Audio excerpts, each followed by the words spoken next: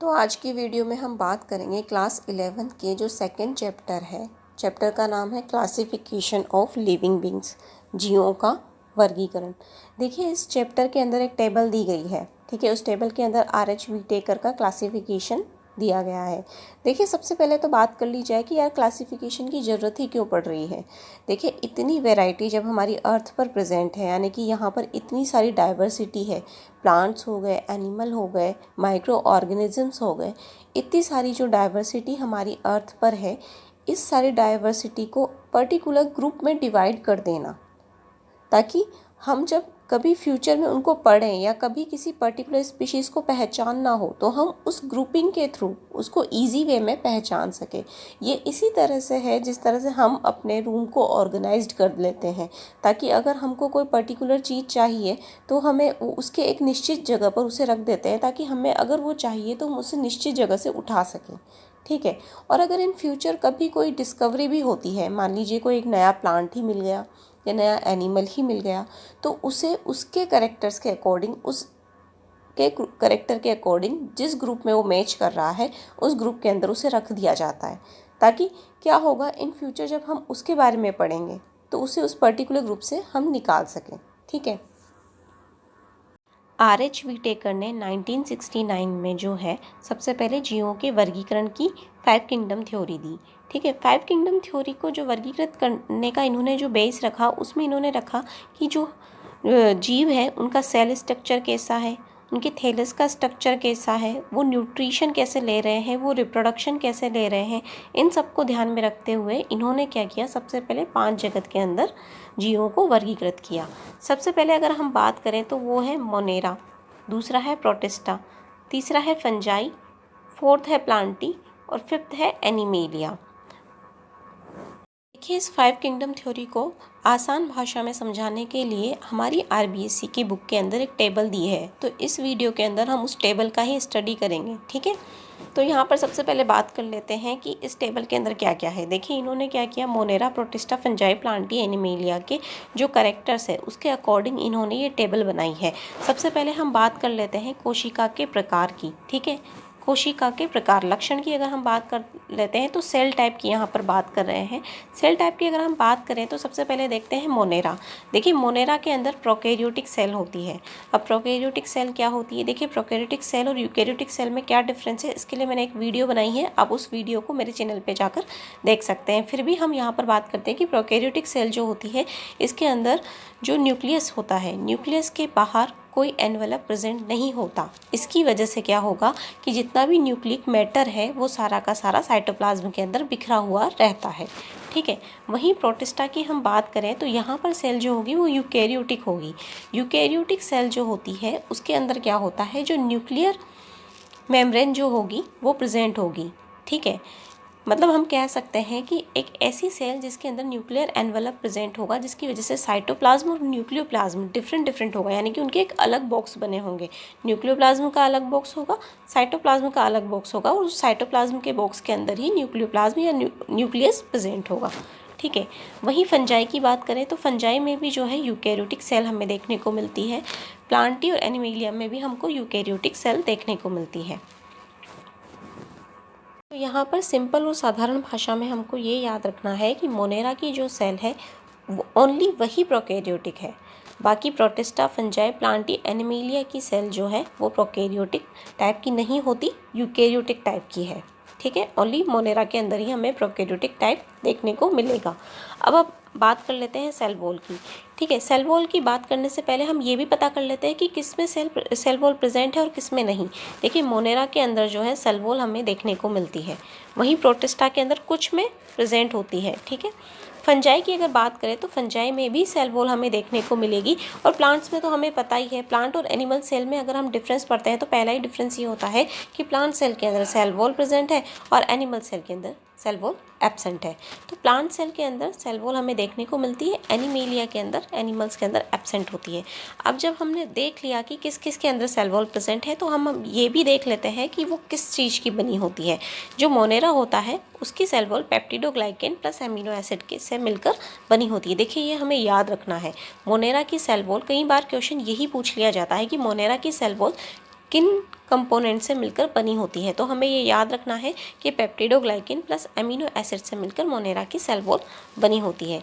वहीं बात कर लेते हैं फंजाई की। तो फंजाई की जो सेल वॉल होती है वो काइटिन की बनी होती है। लेकिन हमको एक बात ये भी याद रखना है कि मोनेरा की जो सेल वॉल है उसके अंदर सेलुलोज एब्सेंट होता है। वहीं जो प्लांट्स हैं उनकी सेल वॉल के अंदर सेलुलोज प्रेजेंट होता है। और हमें ये पता ही है एनिमेलिया के अंदर तो सेल वॉल है ही नहीं, तो उसका कोई कंपोनेंट्स हमको याद नहीं रखना। तो यहाँ पर बेसिकली हमने बात की मोनेरा के अंदर, फंजाई के अंदर और प्लांट के अंदर सेल वॉल प्रेजेंट है। ठीक है, तो मोनेरा की बनी हुई है peptidoglycan plus amino acid, fungi की बनी हुई है काइटिन और प्लांट्स की बनी हुई है सेलुलोज की। देखिए थर्ड पॉइंट की अगर हम बात करते हैं तो यहाँ पर बोला गया है न्यूक्लियर मेम्ब्रेन के बारे में। देखिए न्यूक्लियर मेम्ब्रेन के बारे में हम बात कर रहे हैं तो पहले ही पॉइंट के अंदर हमने पढ़ा है कि ओनली मोनेरा ऐसा है जिसके अंदर प्रोकैरियोटिक सेल है। तो जब मोनेरा प्रोकैरियोटिक सेल है तो सीधी सी बात है कि यहाँ पर न्यूक्लियर मेम्ब्रेन एब्सेंट होगी और बाकी सारे ग्रुप जो थे प्रोटिस्टा, फंजाई, प्लांटी, एनिमेलिया, ये यूकैरियोटिक टाइप के थे। तो यहाँ पर जो है न्यूक्लियर मेम्ब्रेन वो प्रेजेंट होगी। ठीक है, बात कर लेते हैं काय संरचना की या बोले तो बॉडी स्ट्रक्चर की। ठीक है, जो हमारा मोनेरा होता है वो एक कोशिक होता है। ठीक है, यानी कि सिंगल सेलुलर होता है। यहाँ पर एक पर्टिकुलर एक सेल के अंदर पूरा लाइफ साइकिल कंप्लीट हो जाता है। वहीं प्रोटिस्टा की बात करें तो ये भी एक कोशिकीय होता है। फंजाई की बात करते हैं तो ये बहुकोशिक होता है। बहुकोशिक मतलब बहुत सारी कोशिकाएं मिलकर एक ऊतक का फॉर्मेशन कर लेती है। तो यहाँ पर हमको एक अदृढ़ ऊतक भी देखने को मिलता है। वहीं बात करें प्लांटी की तो प्लांटी के अंदर ऊतक और अंग ये हमें देखने को मिलता है। अब देखिए ऊतक और अंग का कॉन्सेप्ट समझने के लिए हम बात करते हैं कि देखिए मान लीजिए एक सेल है। ठीक है, इस सेल का फंक्शन प्लस इसका स्ट्रक्चर डिफाइनिंग है। ठीक है, मतलब इसका जो स्ट्रक्चर है और इसका जो फंक्शन है वो डिसाइडेड है। मान लीजिए हम प्लांटी की अगर हम बात कर रहे हैं तो हम जड़ की एक कोशिका लेते हैं और उस जड़ की कोशिका की बात कर रहे हैं। इस कोशिका का काम क्या है, देखिए पानी का अवशोषण करना। तो ये कोशिका क्या कर रही है, पानी का अवशोषण कर रही है। सेम इसी तरह से इसके आसपास 2-3 कोशिकाएं और प्रेजेंट है। ठीक है, इस तरह से देखिए ये कोशिकाएं क्या है, स्ट्रक्चर में सेम है। ठीक है, एकदम सेम नहीं बनी पर हम मान लेते हैं।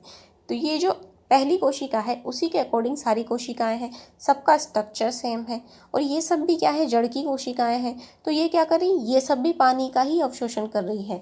तो इस पर्टिकुलर जो एक इस तरह से ग्रुप बना, यानी कि एक कोशिका के साथ बहुत सारी कोशिकाएं जिनके फंक्शन सेम है, जिनके स्ट्रक्चर सेम है, उसे हम क्या कहते हैं, उसे हम कहते हैं ऊतक या कहें टिश्यू। तो इसे हम ऊतक कहते हैं।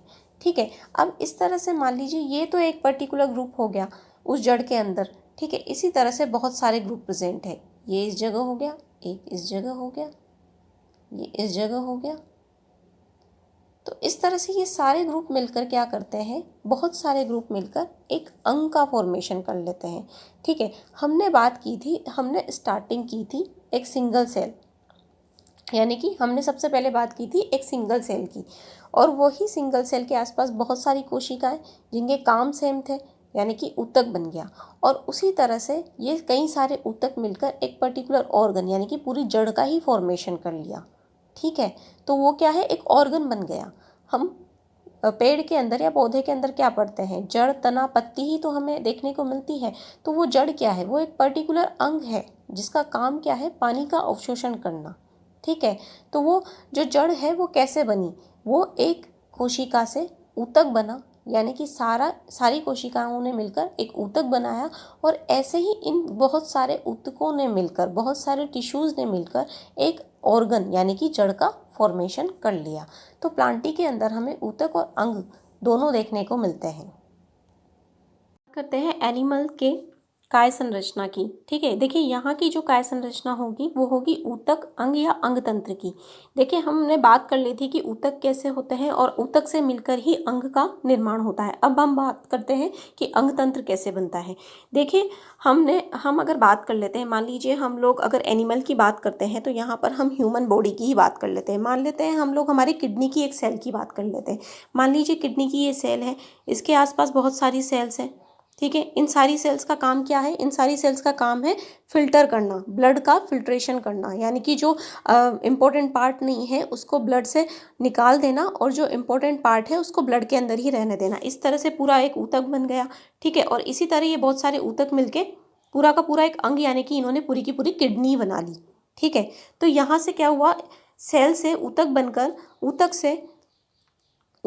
से अंग बन गया, अंग यानी कि किडनी बन गई। और अब इस किडनी से, यानी कि इस तरह से ये एक किडनी, दूसरी किडनी, यहाँ से मूत्र नलिकाएं निकलती है और इस तरह से पूरा का पूरा एक सिस्टम बन जाता है, यानी कि जिसे हम बोलते हैं उत्सर्जन तंत्र। इस तरह से पूरा का पूरा एक सिस्टम बन जाता है और इसकी शुरुआत होती है एक कोशिका से, कोशिका के बाद ऊतक, ऊतक से अंग बनता है और अंग से अंग तंत्र बन जाता है। तो ये जो सारा स्ट्रक्चर हमें देखने को मिलता है वो हमें देखने को मिलता है एनिमल्स के अंदर। बात कर लेते हैं न्यूट्रिशन की, ठीक है। पोषण किस तरह से होता है, ठीक है। देखिए मोनेरा की हम बात करते हैं तो जो मोनेरा होते हैं वह स्वपोषी होते हैं। स्वपोषी में भी ये रसायन संश्लेषी और प्रकाश संश्लेषी हो सकते हैं। देखिए रसायन संश्लेषी मतलब केमिकल रिएक्शंस के थ्रू ये अपना फूड प्रिपरेशन कर लेंगे। वहीं पर प्रकाश संश्लेषी की अगर हम बात करें तो देखिए प्रकाश संश्लेषी वाले क्या होते हैं कि इनके अंदर क्लोरोफिल प्रेजेंट होता है, जो सनलाइट की प्रेजेंस के अंदर क्या होता है कि अपना फूड बना लेते हैं। वहीं बात करते हैं परपोषी। कुछ ऐसे होते हैं मोनेरा के जो जीव हैं, कुछ ऐसे होते हैं जो कि परपोषी होते हैं। परपोषी में ये मृतपोषी हो सकते हैं, वो परजीवी हो सकते हैं। परपोषी मतलब क्या होता है, देखिए परपोषी को अगर हम बात करें तो पर यानी होता है दूसरे और पोषी मतलब पोषण, यानी किसी और से पोषण ग्रहण करना, उसे बोला जाता है परपोषी। तो इसमें पहले होते हैं मृतपोषी। मृतपोषी की अगर हम बात करें, अगर ये पोषण जो दूसरों से पोषण ग्रहण किया जा रहा है वो किसी मृत जीव से अगर पोषण ग्रहण किया जाता है तो उसे बोला जाता है मृतपोषी। और अगर यहाँ पर बात की जाती है परजीवी, परजीवी की अगर बात की जाए तो इसके अंदर क्या होता है कि किसी और दूसरे एनिमल के ऊपर रहकर अपना जीवन यापन करना, उससे पोषण ग्रहण करना, इसको बोला जाता है परजीवी, ठीक है। वहीं बात करते हैं प्रोटिस्टा की। तो प्रोटिस्टा जो होते हैं वो भी स्वपोषी होते हैं, जो कि प्रकाश संश्लेषी होते हैं, तथा परपोषी होते हैं, यानी कि खुद का भोजन खुद भी बना सकते हैं और दूसरों के ऊपर भी ये डिपेंड रहते हैं, ठीक है। फंजाई की हम बात करते हैं तो देखिए फंजाई हमेशा परपोषी होती है, इनके अंदर क्लोरोफिल नहीं होता, इसलिए ये हमेशा परपोषी होती है, जिसमें ये मृतपोषी भी हो सकती है और परजीवी भी हो सकती है। प्लांटी की अगर हम बात करते हैं तो ये हमेशा स्वपोषी होते हैं, यानी कि अपना भोजन ये खुद बना सकते हैं, क्योंकि इनके अंदर फोटोसिंथेसिस करने के लिए क्लोरोफिल प्रेजेंट होता है। वहीं बात करें एनिमल्स की तो ये परपोषी होते हैं, ठीक है। ये हमेशा दूसरों के ऊपर डिपेंड है अपने भोजन के लिए। ये प्लांट्स हो गए, कोई अदर एनिमल हो गए, तो इस तरह से ये अपने भोजन के लिए दूसरों पर डिपेंड होते हैं, इसलिए इनको परपोषी कहा जाता है। वही बात कर लेते हैं रिप्रोडक्शन की। तो देखिए हम बात करते हैं मोनेरा के अंदर। मोनेरा के अंदर अगर हम रिप्रोडक्शन की बात करते हैं तो यहाँ पर एक संयुग्मन, एक मेथड होता है कॉन्जुगेशन, उसके थ्रू रिप्रोडक्शन होता है। देखिए इस मेथड के अंदर क्या होता है, देखिए सबसे पहले बात करते हैं कि क्या है कि मान लीजिए एक बैक्टीरिया है जो कि प्लस है और एक बैक्टीरिया है जो है माइनस है, ठीक है। ये लोग आपस में पास आकर एक नलिका का फॉर्मेशन करते हैं, ठीक है। इस नलिका को हम लोग कॉन्जुगेशन नलिका कह सकते हैं, ठीक है।